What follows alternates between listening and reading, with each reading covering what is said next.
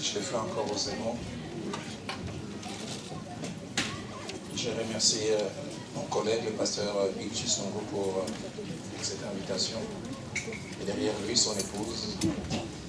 Et aussi tous ceux qui partagent avec lui la charge de la direction de cette œuvre. Je voulais, pasteur, te dire devant tout le monde, je suis fier de toi, fier du travail que tu es en train de faire au travail. Et toi, je prie que tu puisses garder le même esprit. Ces mêmes vertus que nous avons appris auprès de cet homme qui est auprès du Seigneur, l'humilité, la simplicité. Et que quoi que Dieu fasse par nous et au travers de nous, que nous puissions tourner les yeux et les regards des hommes vers le Christ, les Christ. Amen.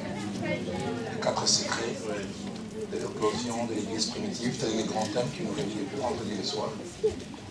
Et nous avions divisé ces enseignements en 4 parties.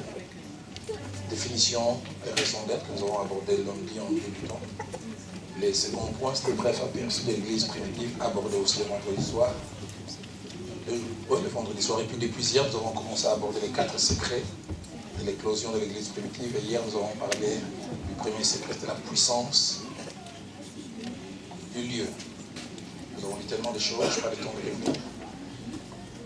Et je voudrais lire avec vous 3 portions des Écritures qui vont nous aider à aborder le 4e secret. Mais avant cela, je me ferai les devoirs pour celles et ceux qui n'étaient pas au premier culte, juste rappeler. Comme je dis, j'en parlerai de manière ramassée. Ce n'est pas que je fais le marketing de la communication chrétienne. Je pense qu'il est bon que vous alliez chercher les CD pour avoir la totalité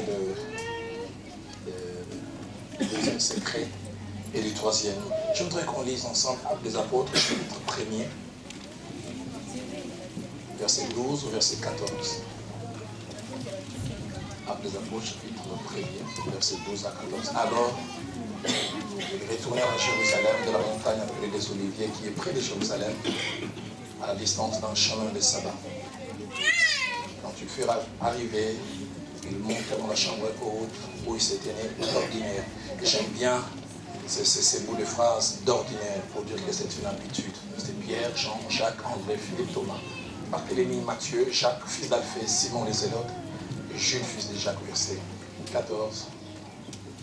Tous d'un commun accord. Et j'aime bien les mots ou le verbe persévérer dans la prière. Un effort constant et permanent avec les femmes et Marie, mère de Jésus, et avec les frères de Jésus. Actes des Apôtres, chapitre 4, versets 21 à 24, et puis 29 à 31. Ils leur firent des nouvelles menaces et les relâchèrent, ne sachant comment les punir à cause du peuple, parce que tous glorifiaient Dieu de ce qui était arrivé. Car l'homme qui avait été l'objet de cette guérison miraculeuse était âgé de plus de 40 ans. Après avoir été relâchés, ils allèrent vers les leurs. Ils racontèrent tout ce que les principaux sacrificateurs et les anciens leur avaient dit. Lorsqu'ils l'eurent entendu, ils élevèrent à Dieu la voix tous ensemble. Et dirent, Seigneur, toi qui as fait les cieux, la terre, la mer et tout ce qui s'y trouve, verset 29. Et maintenant, Seigneur, vois leurs menaces, tes serviteurs d'annoncer ta parole avec une pleine assurance, en étendant ta main pour qu'il se fasse des guérisons, des miracles et des prodiges par le nom de ton saint serviteur Jésus. Quand ils eurent prié, le lieu où ils étaient assemblés trembla. Ils furent tous remplis du Saint-Esprit et ils annoncent la parole avec assurance. Enfin, nous lisons Actes des Apôtres, chapitre 12. Assez longue lecture, mais je trouve nécessaire qu'on la fasse dans sa totalité. J'aurais voulu prendre quelques versets par-ci par-là, mais je pense pour une bonne compréhension dans la totalité. Acte 12, du premier verset au 11e. Vers le même temps, le roi Hérode s'est mis à maltraiter quelques membres de l'Église. Et il fit mourir par l'épée Jacques, frère de Jean. Voyant que cela était agréable aux Juifs, il fit encore arrêter Pierre. C'était pendant les jours de pain sans levain. Après l'avoir saisi et jeté en prison, il est mis sous la garde de 4 escouades, de 4 soldats chacune, avec l'intention de le faire comparaître devant le peuple après la Pâque, et de l'exécuter. Et j'aime bien le verset 5, retenez bien, on va revenir sur ça. Pierre donc était gardé dans la prison, mais j'aime la suite. L'Église ne cessait d'adresser pour lui des prières à Dieu. La nuit qui précéda les jours où Hérode allait le faire comparaître, Pierre, lié de 2 chaînes, dormait entre 2 soldats et des sentinelles devant la porte gardaient la prison. Et voici, un ange du Seigneur survint et une lumière brilla dans la prison. L'ange réveilla Pierre en le frappant au côté en disant « Lève-toi promptement ». Les chaînes tombèrent de ses mains. Et l'ange lui dit « Mets ta ceinture et tes sandales ». Et il fit ainsi. L'ange lui dit encore « Enveloppe-toi de ton manteau et suis-moi ». J'aime bien le verset. Pierre sortit et les suivit, ne sachant pas que ce qui se faisait par l'ange fut réel, et s'imaginant avoir une vision. Lorsqu'ils eurent passé la première garde, puis la seconde, ils arrivèrent à la porte de fer qui mène à la ville. Obstacle humainement parlant infranchissable. Ils se demandent qu'est-ce qui va se passer. J'aime la suite. Qui s'ouvrit d'elle-même devant eux. Ils sortirent et s'avancèrent dans une rue. Aussitôt, l'ange quitta Pierre. Revenu à lui-même, Pierre dit, je vois maintenant d'une manière certaine que le Seigneur a envoyé son ange et qu'il m'a délivré de la main d'Hérode et de tout ce que le peuple juif attendait. Amen. Dans le premier culte, nous avons abordé le deuxième secret attaché à l'éclosion. Nous avons dit que ceux de l'église primitive, ils avaient la notion du but. Et nous avons dit plusieurs choses, je n'ai pas le temps de revenir, nous avons essayé de définir le but. C'était quoi? Nous avons dit que le but, c'était le pourquoi d'une chose. Le pourquoi une chose existait ou a été créée. Nous avons dit aussi que le but, c'était la destination finale d'une chose, ce qu'elle était censée faire ou accomplir. Nous avons dit aussi que le but, c'était ce pourquoi une chose a été appelée à l'existence et qu'elle était censée faire. Et nous avons abordé 8 principes attachés au but. Je n'aurais pas revenir, je vous conseillerais, comme je l'ai dit, de chercher les CD, vous comprendrez tout ce que nous avons eu à dire par rapport au but. Et je prendrai peut-être 1 ou 2 principes en disant que tout ce que Dieu appelle à l'existence a un but attaché à lui. Nous avons dit que Dieu n'est pas un fantaisiste. Tout ce qu'il a créé, tout ce qu'il a appelé à l'existence avait un but. Et nous avons montré cela en lisant Genèse au chapitre 1er, versets 14 à 18. On peut me placer ce passage. Où Dieu déclare que les luminaires soient. Dieu dit qu'il y ait des luminaires qui n'ont pas demandé d'exister. C'est lui qui les appelle à l'existence. Il les a placés même à un endroit dans l'étendue du ciel. Mais directement après l'existence, il y a la raison d'être. Qu'il y ait des luminaires pour, dites avec moi, pour. Il y a une raison d'être. Pour séparer les jours d'avec la nuit, que ce soit des signes pour marquer les époques, les jours et les années. Nous avons dit aussi une vérité, tout ce que Dieu appelle à l'existence, il lui confie un but, mais il équipe aussi pour les buts. Yes. Dieu sera un Dieu irresponsable s'il confie une mission ou un but et n'équipe pas. Il dit qu'il y ait des luminaires pour éclairer. Et pour que ces luminaires éclairent, Dieu les a équipés de la capacité de produire la lumière. Sinon, ça serait irresponsable. Tu me demandes d'éclairer alors que tu m'as placé en moi. Rien du tout pour éclairer. Nous avons dit aussi qu'il était possible de vivre sans but, sans connaître le pourquoi de son existence. Comme les gens entrent dans la vie par la naissance, on ressort par la mort, et entre les deux, il y a une vie longue, moins longue pour certains, mais comme des touristes. J'avais demandé au premier culte aux gens de poser la question à leurs voisins s'ils étaient des touristes ou si c'était des missionnaires. J'aimerais réitérer cette question. Si votre voisin est fâché, dites-lui. Pas comprendre au pasteur Roland, pose la question, missionnaire ou touriste.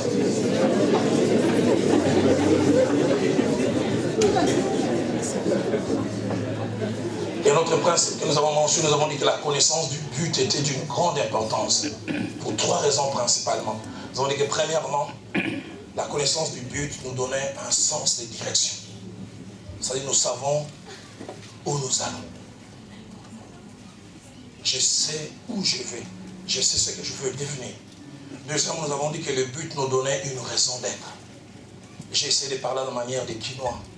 Les Quinois, pour parler des gens qui sont sans but et sans objectif, ils disent qu'il y a des gens qui vivent, ils vivent là, vivent là. Autour du jour. Simplement, ils vivent. Ils inspirent et ils expirent, mais pas une raison d'être. Mais nous avons dit aussi que la connaissance du but donnait une passion, une flamme intérieure. Et je l'ai dit au premier culte, j'aimerais le répéter. Dans la vie, l'argent n'est pas tout. Que les gens qui gagnent beaucoup d'argent, mais ils ne sont pas heureux. Avoir un but, c'est se lever le matin avec quelque chose que l'on veut atteindre.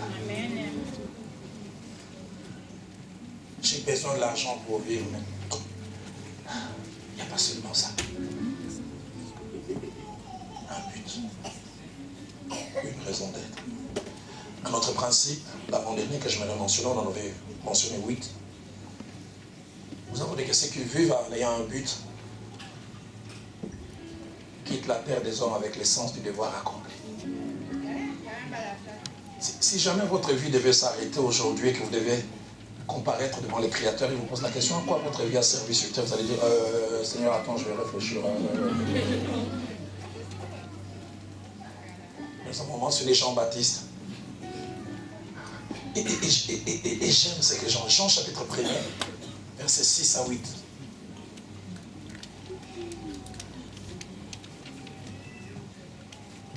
Il y eut un homme envoyé de Dieu, son nom était Jean.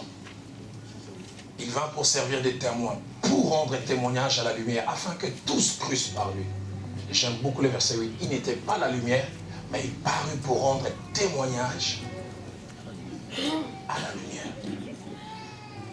L'apôtre Paul était tellement conscient qu'il avait quelque chose, il avait une passion. Je suis étonné qu'en plus d'une fois dans la Bible, une fois on dit l'apôtre Paul est arrêté, c'était un endroit, il est lapidé.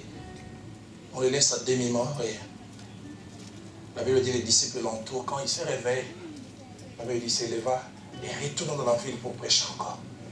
Passion. Actes des Apôtres chapitre 20 verset 24. Qu'est-ce que j'aime ce passage? Il veut prendre congé de l'église d'Éphèse et il leur prononce ces paroles. Il dit: je ne fais pour moi-même aucun cas de ma vie, comme s'il m'était précieux, pourvu que j'accomplisse ma course. J'ai une course. J'ai quelque chose que je poursuis. La semaine passée, j'ai eu 50 ans, c'était le jeudi de la semaine passée. Quand je me regarde devant la glace, je vois ma tête, il y a une vingtaine d'années, j'avais beaucoup de cheveux, je faisais bougie avant, bougie arrière. Maintenant, comme dit l'une de mes filles, ma tête a connu une érosion irréversible. Et j'ai conscience que les années de force, il y en a plus derrière moi que devant. Chaque jour qui passe, je sais que je vais vers un rendez-vous, la fin de ma course. Combien d'années me reste-t-il? 20, 30, 40, je ne sais pas. Quand est-ce que cette course va-t-elle s'arrêter? Sera-ce un matin, je ne sais pas, un soir? Va-t-elle s'arrêter dans la quiétude sur un lit? Va-t-elle s'arrêter? Cet homme qui nous a influencés, la plupart d'entre nous, c'est Thierry et Pasteur Reid, qui et les autres. Sa course s'est arrêtée dans un supermarché en Afrique du Sud. Avec son caddie en train de faire des courses, et il a fait un malaise. Il s'est écroulé pour ne jamais se réveiller. Quand est-ce que ça va m'arrêter? Ça va s'arrêter pour moi, je ne sais. Mais j'ai pris que je parte avec l'essence du devoir accompli. Un beau jour, c'est ce muscle géant appelé cœur qui est là, qui pompe le sang dans tout mon corps. Un jour, il y aura un tout dernier battement et ça va s'arrêter pour ne plus jamais. Combien c'est merveilleux. 2 Timothée chapitre 4, versets 6 à 8. L'apôtre Paul, au soir de sa vie, et j'aime les côtés imagés, il dit: bientôt ma vie va servir de libation. La libation était un sacrifice liquide ou d'un bocal où on jetait un liquide dans la totalité. Il veut dire, bientôt la dernière goutte de ma vie va tomber. Et j'aime le côté poétique. Quand il veut parler de la mort, il dit: les moments de mon départ approchent. Mais j'aime surtout le verset 7. Il dit: j'ai combattu le bon combat. J'ai achevé la course. J'ai gardé la foi. Quand il dit j'ai combattu le bon combat, il veut dire j'ai combattu le combat qu'il fallait. Mon père me disait cette belle phrase que je n'oublie pas, il dit, ceux qui ont beaucoup de temps à leur disposition n'en connaissent pas la valeur. Ceux qui en ont très peu en connaissent la valeur. Et depuis quelques temps, je commence à voir la valeur du temps. Et je ne vais pas trop m'encombrer des choses inutiles. Je vais faire ce qui est essentiel. Mais en terminant, nous avons dit une vérité que je m'aurais mentionnée en termes, avant de revenir et avant de toucher rapidement les autres et de finir.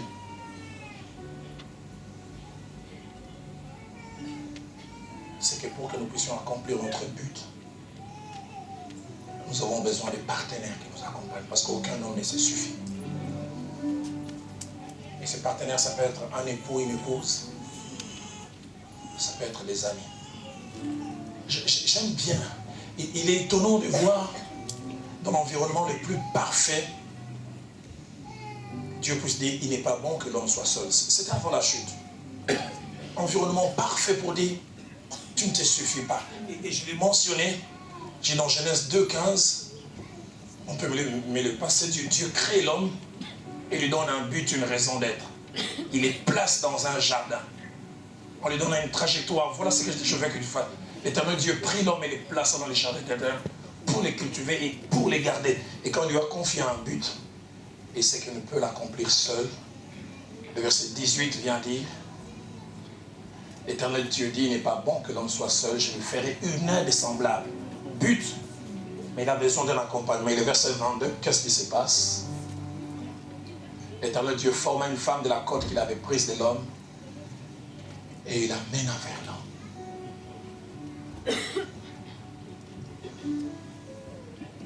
Quel genre de personnes avec lesquelles vous êtes associés?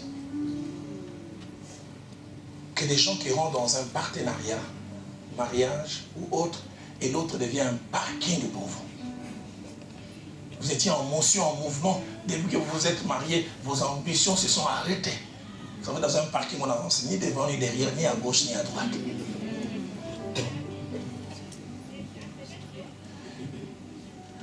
Mais je vais laisser vous tomber sur un partenaire qu'il faut.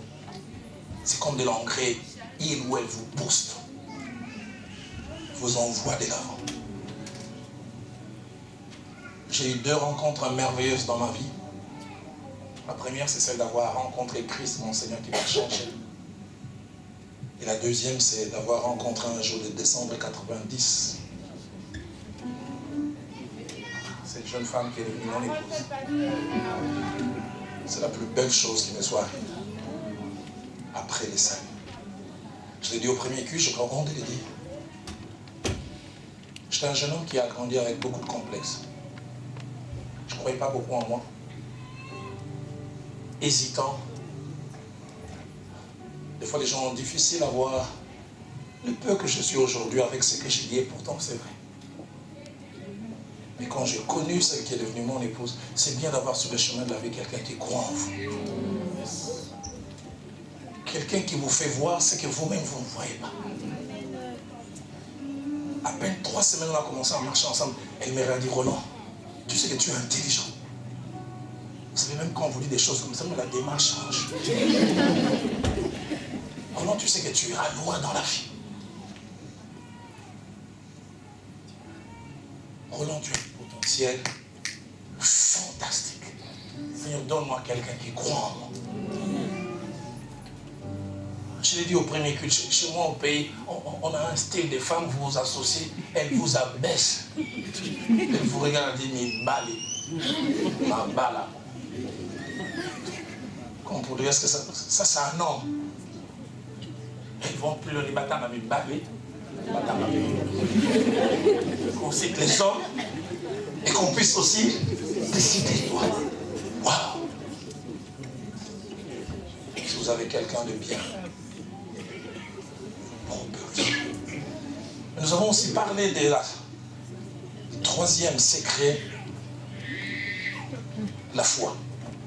Nous avons essayé de définir c'était quoi la foi, et puis nous avons mentionné 4 principes. Mais en terminant ce jour, j'aimerais aborder le 5e secret. Vous connaissez la puissance du lieu? Ils avaient pleinement conscience de ce que la foi pouvait faire, mais au-delà de cela, ils aimaient la prière. Et les passages que nous avons lus au départ nous montrent combien la prière occupait une place prépondérante dans la vie de cette église. À la fois comme entité, mais aussi individuellement. Actes des Apôtres, chapitre 1er, versets 12 à 14 que nous avons mentionné. Jésus-Christ étant levé, il est parti du mont Sinaï, du mont des Oliviers. Et quand il quitte les monts des Oliviers, première destination, la chambre haute, la prière. Actes des Apôtres, toujours, chapitre 1er, verset 23 à 24. J'aimerais qu'on me mentionne ça. Constat est fait, Judas Iscariote a trahi les maîtres. Il s'est pendu. Les postes vacants, il faut les remplacer. Ils présentent des critères. Mais la Bible dit, ils en présentèrent deux. Joseph appelé Barsabas, surnommé Justus et Matthias. 24. Puis ils firent 7 prières. La prière encore. Nous les connaissons, ils sont tous zélés. Ce sont nos frères, nous les aimons. Mais j'aime, Seigneur, toi qui connais les cœurs. Désigne les cœurs de deux, tu as choisi. Nous risquons de choisir la mauvaise personne. Nous risquons de voir ce qui est cosmétique, les ailes, mais derrière ce mouvement, il est possible que... Désigne lesquels tu as choisi. Qu'est-ce que j'aime ça? Acte 2, verset 41, nous montre que la prière était une activité permanente. La Bible parle des 4 sortes d'activités dans lesquelles il restait attaché. Ceux qui acceptèrent sa parole furent baptisés en ces jours-là. Les nombres augmenta de 10 d'environ 3000 âmes. Voici le verset suivant. Il persévérait, 1, dans l'enseignement des apôtres, 2, dans la communion fraternelle, 3, dans la fraction du pain, et 4, dans les prières. Parmi les 4 piliers de cette église, la prière. Acte 3, verset 1. Les réunions de prière étaient sacrées pour eux. Donc les dimanches sont remplis, même aux réunions d'intercession, il y a très peu de gens. Et pourtant les grandes victoires viennent de là. Écoutez ce que la Bible dit, Pierre et Jean montaient ensemble au temple à l'heure de la prière. Sacrée. Ils savent la force qu'ils retirent de cet endroit. C'était dans leur agenda. La prière. Acte 4 que nous avons lu, versets 23-24. La prière dans des moments difficiles. Pierre et Jean étaient arrêtés, battus des verges. Après avoir été relâchés, ils allèrent vers les leurs. Ils racontèrent tout ce que les principaux sacrificateurs et les anciens leur avaient dit. Verset 24, après d'avoir entendu, ils élevèrent à Dieu la voix, tous ensemble. Encore la prière. Et ce que j'aime, ça c'est une prière fantastique qui a eu des conséquences géologiques. Versets 29 et 30. Et maintenant, donne, Seigneur, donne, vois leurs menaces et donne à tes serviteurs d'annoncer ta parole avec une pleine assurance. Verset 30. En étendant ta main pour qu'il se fasse des guérisons, des miracles, des prodiges par le nom de ton saint serviteur Jésus. Va jusqu'à 31. Qu'est-ce que j'aime ce verset? Quand ils eurent prié, les lieux où ils étaient assemblés trembla. Ils furent tous remplis du Saint-Esprit. Et cela influençait la qualité de leur ministère. Ils annonçaient la parole de Dieu avec assurance. Acte 12, verset 5, que nous avons aussi mentionné. Et qu'est-ce que j'aime ce passage? La prière encore devant les impossibilités. Je ne sais pas ce qu'il en est de vous. Sur le chemin de la vie, je me rends quelquefois compte qu'il y a des situations, des problèmes pour lesquels, en tant qu'humain, je peux faire quelque chose. Je peux relever les défis. Il arrive des fois, je me retrouve devant les problèmes où j'atteins un degré d'incompétence. Et je ne peux rien faire. Je parlais hier avec une jeune sœur. Et combien j'ai été rafraîchi. Je parlais avec elle très tard. Elle me parlait d'une histoire, combien on diagnostique telle chose, où tu vis calmement et puis on vient te dire, tu fais un examen bénin. Et on vient te faire croire Il va te faire comprendre que tu as un mal incurable. Et on te dit, tes jours sont comptés. Et là, tu te rends compte que si Dieu ne fait rien, Pierre donc était gardé dans la prison. Pourquoi? Jacques venait d'être décapité et Hérode a pris goût. Il a aussi arrêté Pierre. Et j'aime, l'Église ne cessait d'adresser pour lui une prière à Dieu. Il y a des moments où vous n'avez que la prière. Il y a des moments où vous ne pouvez plus rien faire. Et j'aime souvent le dire, là où tout a échoué, la prière a réussi. Avec ces quelques années dans le Seigneur, je me suis rendu compte que la prière est à la fois un mystère et une puissance. Je ne veux pas vous choquer, moi je viens de l'Afrique. Vous nous jugez de fois trop crédules. Ils sont crédules. Il y a la baliverne. Mais je vous plains aussi. Trop influencé par Descartes. La raison. Tout est ramené à la logique. Quelqu'un m'a posé la question, qu'est-ce que le fait soit d'avoir les yeux ouverts ou fermés et de prononcer quelques paroles, qu'est-ce que cela peut avoir comme influence sur les choses de la vie? J'ai vu ça en mystère. Essaye. Et tu verras. Je me suis rendu compte que même ceux qui ne prient pas, il y a des moments où ils prient. Un jour, j'ai pris l'avion, je devais aller célébrer un mariage en Afrique du Sud et nous volions depuis 1h, 1h10. Et je pense durant, allez, je pense pas que c'était 2 secondes. Et quasiment comme coupure d'électricité. Point. Et l'avion a perdu. Si on était à 200, tout le monde a crié Jésus. Parce qu'il y a des moments, vous savez.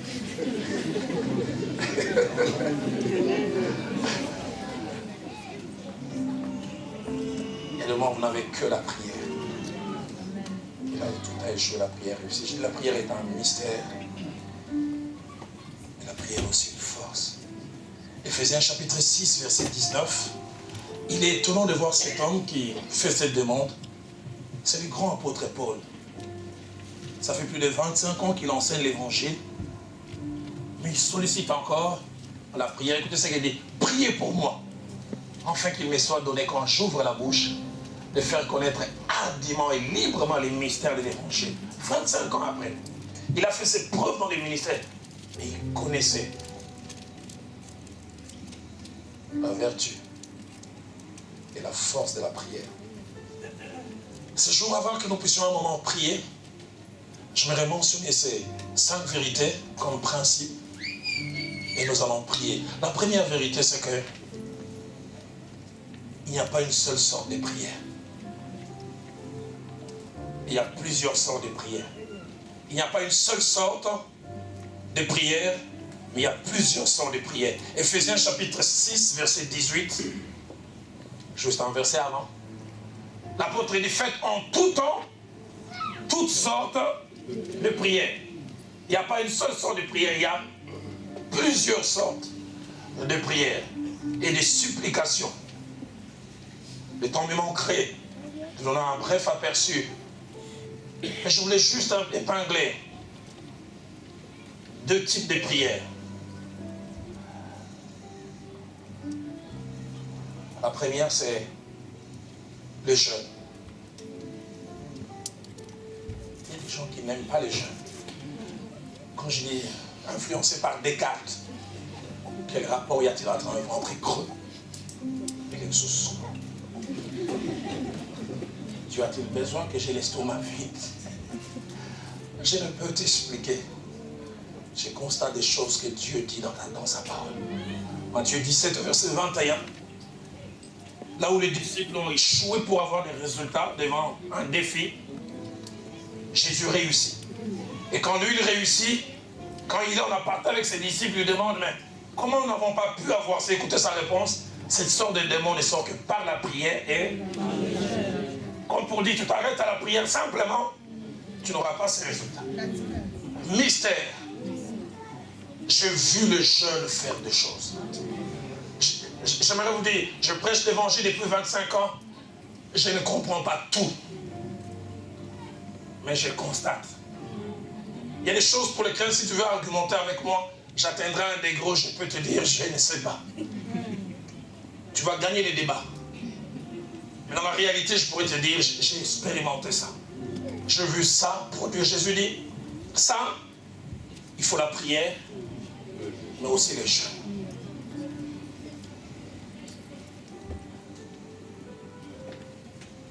Combien de fois nous ne pratiquons pas beaucoup cet exercice? Ô combien?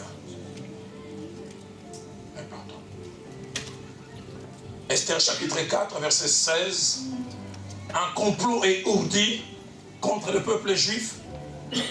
Et un édit a été déjà signé. Et quand le roi avait mis son sceau, ça veut dire que c'était irrévocable. Et Aman avait obtenu cet édit. Et puis voilà, Esther, de par sa position, elle a capté l'information. Elle veut faire changer les cours des choses. Mais ce qu'elle dit,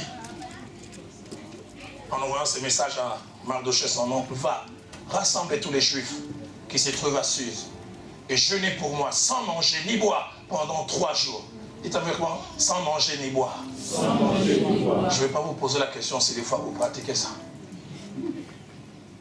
Moi aussi, je jeûnerai de même avec mes servantes. Puis j'entrerai chez le roi, malgré la loi. Et si je dois périr, je périrai. Et en lisant dans la Bible, je suis étonné de voir des grandes personnes élevées en dignité qui ont pratiqué les jeûnes. De Samuel chapitre 12, verset 15 au verset 17.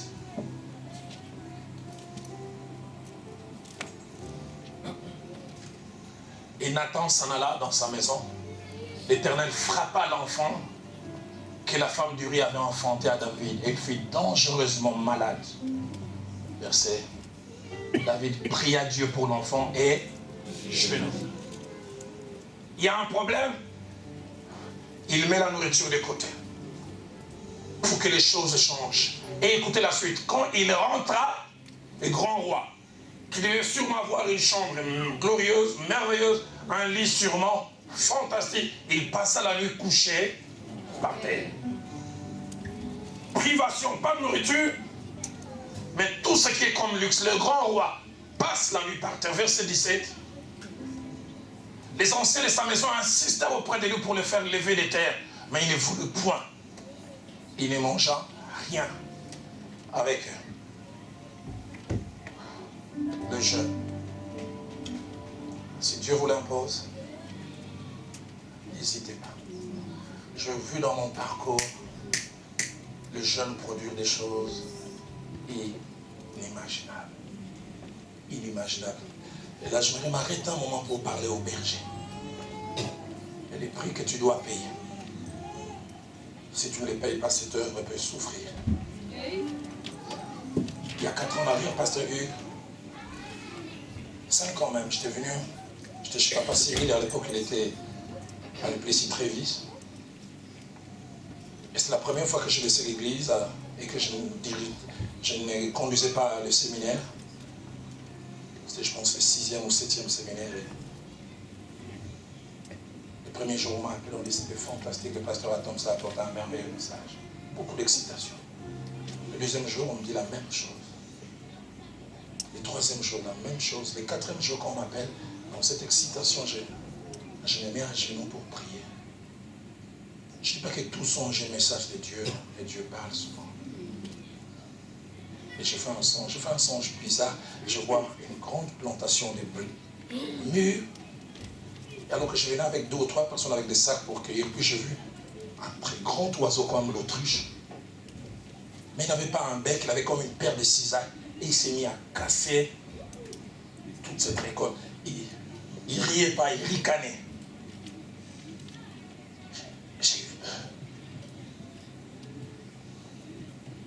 Et quand je me suis réveillé, j'ai entendu dans mon esprit distinctement quelqu'un veut détruire le travail pour lequel vous êtes en train de travailler, de souffrir. Roland, quand tu vas rentrer, fais 3 jours, ne mange pas. Quitte ton lit. Dieu merci, Dieu m'a donné une femme qui comprend. Des fois, les bergers doivent payer les prix. Quand Israël devait traverser le Jourdain, il a été demandé au sacrificateur de descendre dans l'eau. Eux mouillés, c'est à ce moment-là que le peuple est passé. Pasteur Eric, j'ai pris ces 3 jours de prière. Au 3e jour, à la fin, je finis vers 19h. 20h, je reçois un coup de fil, c'est notre administrateur de l'époque, le frère Willy Kabaka, qui m'appelle. Pasteur, Dieu nous aime. Je dis quoi? Il dit dans un bureau, chez nous en ville, on a levé l'option. C'est un vendredi. Que mercredi prochain, on va fermer l'église de Philadelphie. Pour telle raison. Mais pasteur, tu sais la meilleure. Dans ce bureau, il y a 6 secrétaires. Et ce chef a regardé, il dit ça, c'est un dossier top secret. Qui est la secrétaire qui peut mieux garder les secrets. Mais heureusement pour nous, il a mis les courriers chez une dame qui était secrétaire, mais qui priait dans une des extensions. Donc quand il tape l'extension de la banque, quand il tapait la lettre, je me suis dit, non, pasteur. Il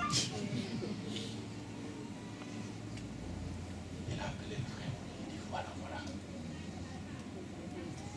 Et entre samedi et dimanche, je fais des coups de fil par-ci, par-là. Et mardi soir, ce projet a avorté. Ils ont obtenu un contre-document. Quand je vu mercredi les gens venir à l'église, comme si de rien n'était, je disais, Tobic. Nous avons échappé belle. Mais je serais resté en train de manger. On aurait été surpris. Hugues paye le prix. Tu es venu à la borne après moi. J'ai jamais oublié. Je suis arrivé à la borne en 86. 88, 89. Il s'est passé jamais 2 semaines sans qu'on veuille chasser le pasteur Vernon de Kinshasa. Le 27 les autres peuvent se rappeler. Des documents avaient été signés. Il doit partir. Et nous avons lancé une chaîne de prière qui a duré 3 ans. De janvier 89 jusqu'en décembre 91, il y avait chaque jour 2 personnes qui étaient en jeûne. Chaque jour. Pour l'église. Et les combles, c'est qu'à la fin de cette chaîne de prière, quand nous prions pour la protection de l'œuvre, c'est à ce moment-là qu'il y a eu éclosion. D'abord, on est passé de 100, 120 personnes à 600. Et de 600, on n'est jamais arrivé à 800, 1000. Et puis on a cassé les bâtiments, agrandissement, là où tout a échoué, la prière a réussi. Amen. Toutes sortes de prières. Pasteur, si ta spécialité c'est le hamburger, vos fromages, vous ici, comment vous appelez ça? Camembert.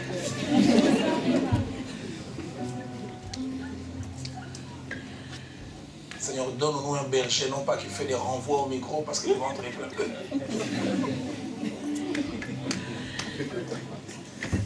Et qui paye les prix dans la prière. Et paye les prix avec lui. Toutes sortes de prières. Mais au-delà du jeûne, il y a les parler en langue. Au-delà du jeûne, il y a les parler en langue. J'entends quelqu'un dire ça, c'est bizarre. Il y a 3 choses que je m'aimerais dire sur le parler en langue. La première, c'est que les parler en langue nous permet de demander ce dont nous avons réellement besoin, mais que notre intelligence ne connaît pas.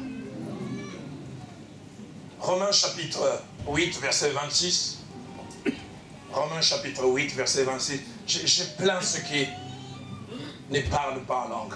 Je le dirai même tout à l'heure. Notre but, ce n'est pas de rechercher les parlants en langue, c'est de rechercher la plénitude du Saint-Esprit, parce que les parlants en langue est la conséquence. De même aussi, l'Esprit nous aide dans nos faiblesses, car nous ne savons ce qui nous convient de demander dans nos prières. Souvent, nous ne savons pas ce qui nous convient de demander, mais l'Esprit lui-même, par des soupirs inexprimables, intercède. Qu'est-ce que cela veut dire? Je ne peux prier que pour le besoin que je connais, pour lequel je suis informé. Je le sais, Viviane qui a un besoin à la maison. Mais je ne peux pas prier pour des besoins pour lesquels je n'ai pas été informé. Un ami serviteur de Dieu, il est des États-Unis. Un jour, il était dans son bureau en train de préparer un message vers 12 h. Subitement, il voit comme un diapo l'image de son fils de 5 ans. Et puis, il parle lentement dans son cœur. Il dit, Roland, parle en langue violent. Je me mets à parler entre midi 5 et midi 25. Vers midi 4, je vais arrêter, mais ça monte encore. J'avais l'impression que je ne contrôlais pas ça. Ce n'était pas en parlant en langue doux, violent. Il y a 25, j'ai fini de prier. Je rentre à la maison comme si rien n'était vers 18h, alors qu'on était à table, et puis il y a son fils, mais bizarre, j'avais vu quelque chose. Son fils lui dit, papa, tu sais quoi? Aujourd'hui à midi, on était en train de jouer à l'école, et puis la balle est sortie de la clôture de l'école, et j'ai voulu aller chercher le ballon. En allant, un véhicule a failli me ramasser. Il dit, c'était à quelle heure? Il dit, c'était vers midi 5. Il dit, c'est la meilleure. La deuxième fois, c'est sorti vers midi quart. Je voulais aller encore chercher les ballons. On a failli m'écraser. Quelqu'un dira, télépathie.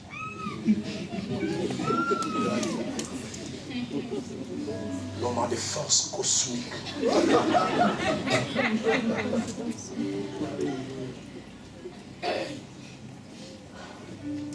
Parler en langue vous permet de toucher les réelles maisons. Amen. Parler en langue peut vous faire prier pour un début des cancers qui est dans le ventre de votre femme que le médecin n'a pas diagnostiqué. Et parler en langue peut te faire appeler un partenaire qui hésite à venir donner quelque chose. Toi, tu ne le vois pas. Tu ne vois pas ses intentions, comment il est en train. Mais toi, en priant, tu es en train de lui dire, viens, nous savons ce que nous devons demander. Deuxième des choses que j'aimerais dire concernant les parler en langue, elle nous permet de demander à Dieu ce que notre intelligence ne sait pas, mais que Dieu sait. 1 Corinthiens chapitre 14, verset 2 et verset 14. En effet, celui qui parle en langue ne parle pas aux hommes, mais à Dieu. Car personne ne les comprend. C'est en esprit qu'il dit des mystères.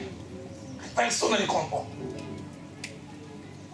Mais Dieu sait ce qu'il dit. Je dois vous avouer, je me moquais de parler en langue. Étudiant à l'université de Kinshasa, Lovagno, faculté de droit, disciple de Djelo Mpenge Osako, droit constitutionnel, disciple de Kitete qui vous dit on se sent si que.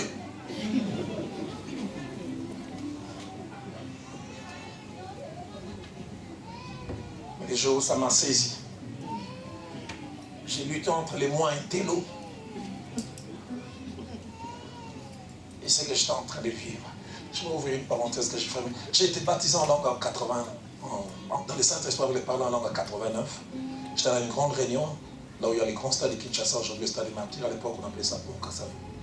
C'est un prédicateur américain d'origine indienne, Mahesh Chavda, qui était venu. Et il a enseigné, et il a prié pour le baptême dans le Saint-Esprit. Mon jeune frère, le pasteur Rémi, à l'époque, frère Rémi a parlé en langue. J'ai dit, Saint-Esprit, tu ne respectes pas les droits des messes. Comment tu fais parler les petits et tu oublies les grands? Je n'ai jamais oublié alors qu'on voulait quitter, le prédicateur a dit, ça peut vous apprendre même n'importe où. J'ai même honte de vous dire là où ça m'avait pris. On rentre à la maison, on arrive et je rentre dans la salle de bain.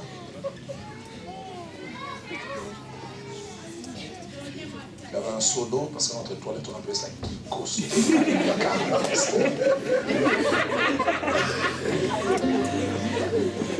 Premier mouvement. Deuxième mouvement, je le faisais en chantant. Je peux vous assurer que quand on est dans cet endroit, on ne s'habille pas en costume. Vous vous imaginez dans quelle tenue j'étais. Et ça m'a pris 1 heure. J'ai commencé à parler en langue. Mon côté intolo résistait. Je dis, mais je commence à dire, mais c'était fort. Tu m'as mis à cœur tout à l'heure avant qu'on finisse, on va prier. Qu'est-ce que s'était passé ce jour-là avec moi? Ce qui parle en langue ne parle pas aux hommes mais à Dieu. Car personne ne les comprend. C'est un esprit qui dit des mystères. Verset 14. Car si je prie en langue, mon esprit est en prière, mais mon intelligence demeure stérile. Mon intelligence ne comprend pas. mais mon esprit. Et j'aime quand l'apôtre Paul dit, celui qui parle en langue, c'est 10 fils humaines. C'est comme une dynamite. Turbo. Il y a quelque chose d'étonnant. Ça, c'est le troisième point. Paul aimait et pratiquer les paroles en langue. Il se vante même. Écoutez ce que l'apôtre Paul dit dans 1 Corinthiens 14, verset 18. Il dit, je rends grâce à Dieu. Et c'est que je parle en langue, plus que vous tous. Quelqu'un avait dit à la limite, on avait l'impression que Paul, quand il rencontrait les gens, c'était dans le beau.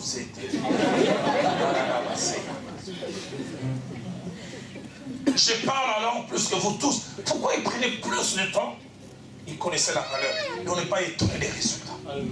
De telle sorte que la Bible dit, il passait à certains endroits, les endroits qu'il avait touchés, les gens venaient toucher, ils étaient guéris. Pas plus. Seigneur, aide-nous. Pas une seule sorte de prière. Deuxième principe que je me dis, la prière n'exclut pas l'action. Et ne la remplace pas. Mais la prière renforce l'action. Je dis cela pour nous, quelquefois chrétiens, et sur les chrétiens pentecôtistes, on est quelquefois des missionnaires. Au lieu de faire ce que nous devons faire, tout est mis sous les lots de la prière. Je dis la prière n'exclut pas l'action. Bien au contraire, elle la renforce. Je prie, mais je fais aussi ma part. Esther 4,16, elle dit, je jeûnerai, je prierai. Et puis il dit, je me présenterai auprès du roi. J'irai présenter ma requête, mais j'irai avec des ressources spirituelles. Je veux faire ma part. Je veux les chrétiens de chez moi, ils sont tellement paresseux. À la limite, la prière doit tout faire. J'ai entendu quelqu'un prier qui dit, je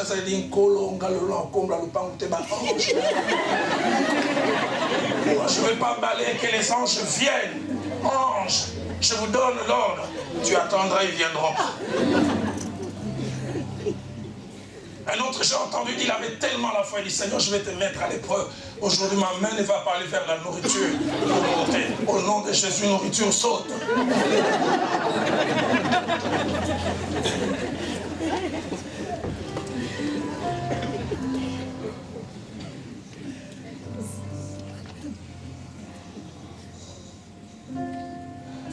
Avant-dernière chose que je m'allais dire. Ça va peut-être vous choquer pour quelqu'un qui enseigne sur la prière. Quelqu'un va dire, il s'est contredit. Non, les mots-clés dans la Bible, c'est l'équilibre. Être extrémiste, c'est pas bon. Ça va peut-être vous choquer, mais je dois le dire.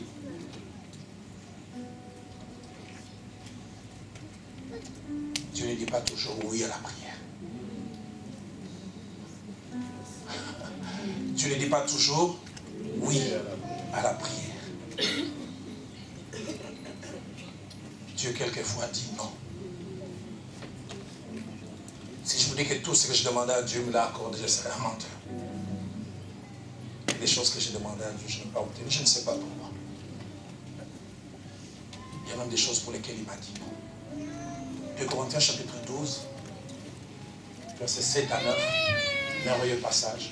La première fois que je l'ai lu en tant que nouveau converti, j'étais choqué.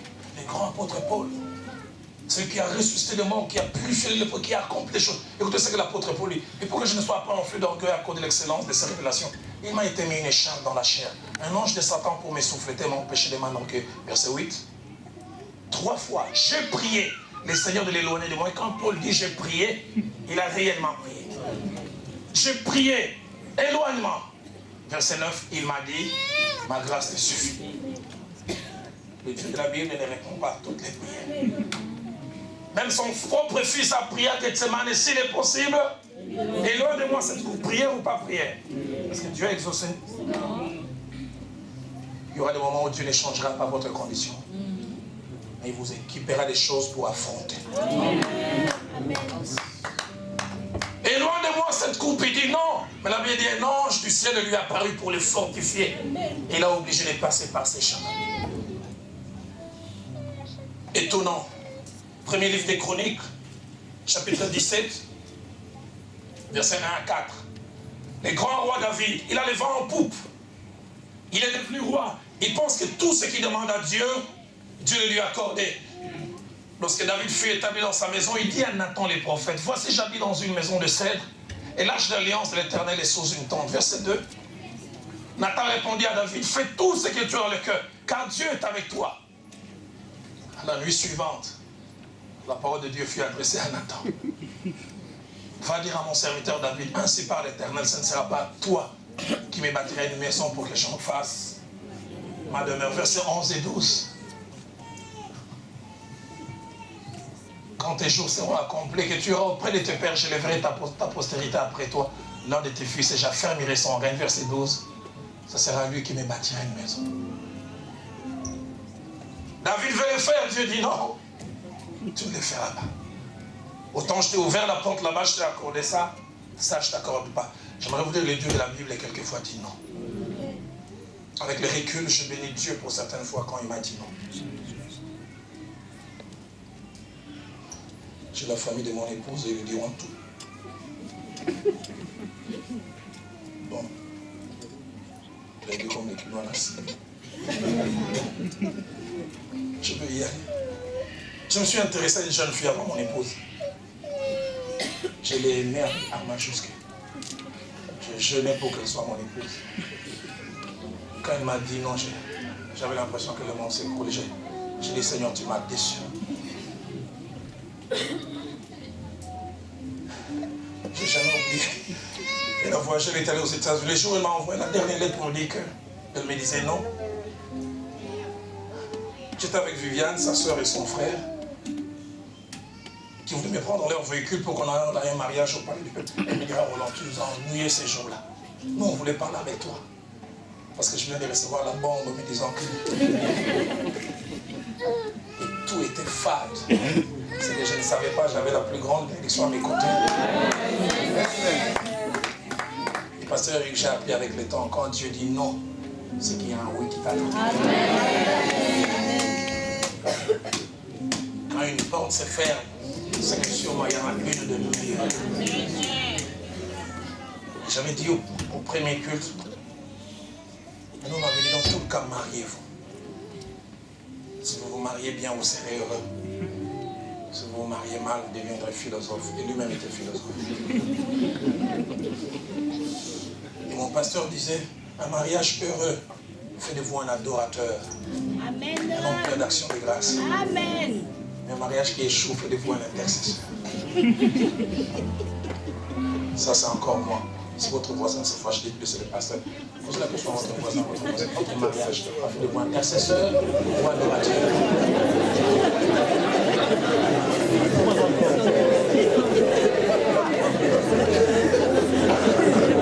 Les couples, ça ne va pas, vous entendez toujours la femme chanter. C'est bon, c'est bon, allez, la joie, c'est au ciel. Le Seigneur vient nous chercher. Tu m'avais dit non avec cette jeune fille des États-Unis. Aujourd'hui, 22 ans après, j'ai béni Dieu qu'elle m'ait dit non. J'ai béni Dieu qu'elle m'ait dit non. Souvent, quand je regarde, je dis waouh, j'avais raté un Shiba.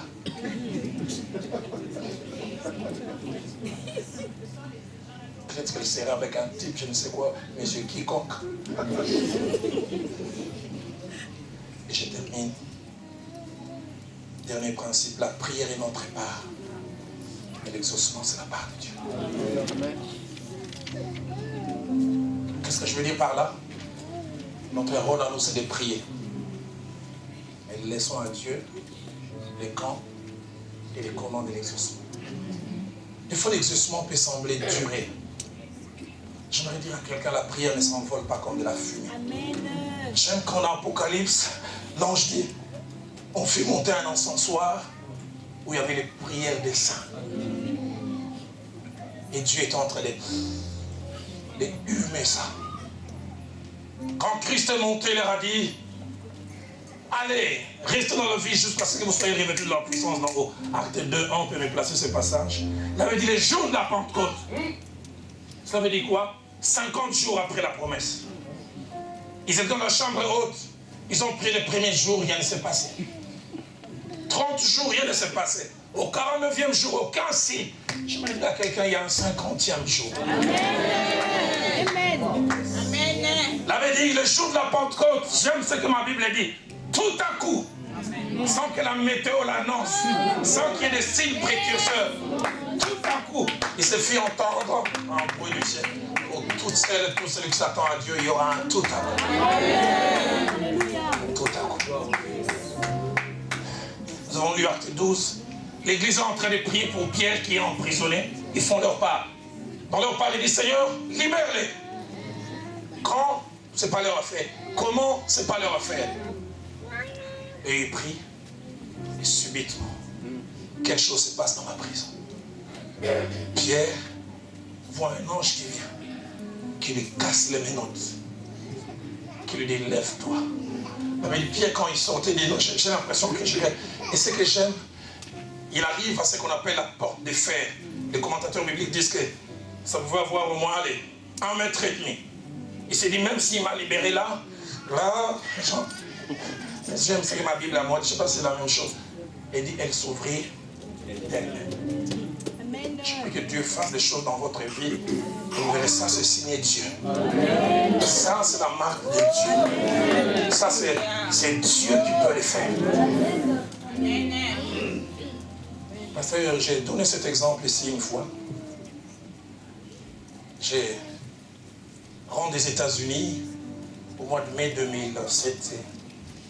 Dieu me met à cœur de prier 33 jours en prenant simplement du jus et des légumes le soir par rapport au travail qui devait commencer. Et je me suis mis à prier. J'ai prié avec mon épouse au mois de novembre jusqu'à début de décembre. Cette période-là, je fermais toujours mon téléphone parce que les gens me posaient toutes sortes de questions pour lesquelles je n'ai pas pris à répondre. Un matin, je me réveille, doucement dans mon cœur, j'entends comme une petite voix qui me dit « Ouvre ton téléphone entre 7h30 et 8h30 ». 15 minutes après que j'ai ouvert le téléphone, je reçois un coup de fil. Un monsieur que je ne connaissais pas avant. Il me dit « Monsieur Roland Dallot ?» Je dis « Oui ». Moi, je suis monsieur Lewis. Je prie au Centenaire, notre grand bâtiment protestant. Ça fait 6 ans que je vous suis à la télé. Vous m'identifiez, vous n'avez aucune idée. Est-ce que je peux vous rencontrer avant 1h30 aujourd'hui? Il était 7h45, avant 9h en ville. J'ai dit oui, il m'a donné l'adresse pâtisserie nouvelle. Je ne le connaissais pas. Je suis arrivé dans ce restaurant. J'ai eu un monsieur au coin. Il me dit, je ne sais pas. Ça fait plus de 2 années que je ne vous vois pas à la télé, mais depuis 2 jours, Dieu me dit que vous voulez commencer une œuvre. Et c'était vrai. Et Dieu nous a mis à cœur de contribuer. Je n'ai jamais oublié. Il a ouvert sa veste. Il a fait sortir un chéquier. Donc il va commencer à battre la chamade. Je l'ai vu, il a écrit 4. Il a écrit 5 et puis il m'a regardé. Il a mis un point. Il a mis un premier 0. Puis un deuxième. Puis un troisième. Et mon cœur a commencé encore à battre plus fort. Parce que je me disais, qu'est-ce qu'il a écrit? FC Franck. Même si c'est 45 000, si c'est FC, c'est pas grand chose. J'ai simplement vu, il a mis un S. Je commence à dire, c'est sérieux. Puis 2 traits sont descendus. J'ai étudié au Bakou, j'ai dit, Fonza. Seigneur notre Dieu. Et puis mettons les chiffres. Quand je regarde, j'ai dit, il est impossible qu'il ait mis un 0 de trop. J'ai dit, vous avez bien regardé le montant. Il me dit, combien tu as vu? J'ai dit, 45 000. Il dit, oui. Puis il me dit, ce n'est qu'un début. J'entends Carlos, il dit, bah, tu l'as pas dit, mais bon, écoute. On voit déjà comme ça. J'ai fait le flegmatique. Et 3 minutes après, je n'arrivais pas à me contenir. Parce que j'avais un partenaire de prière, mon époux. J'ai dit, ça vous dérangerait, je vais aller au petit coin. Je vais aller au petit coin, j'ai fermé.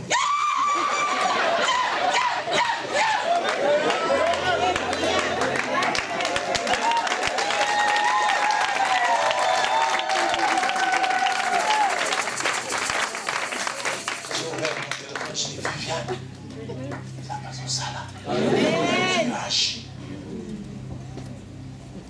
La prière. La prière. Toute seule. Tout ce qui vit.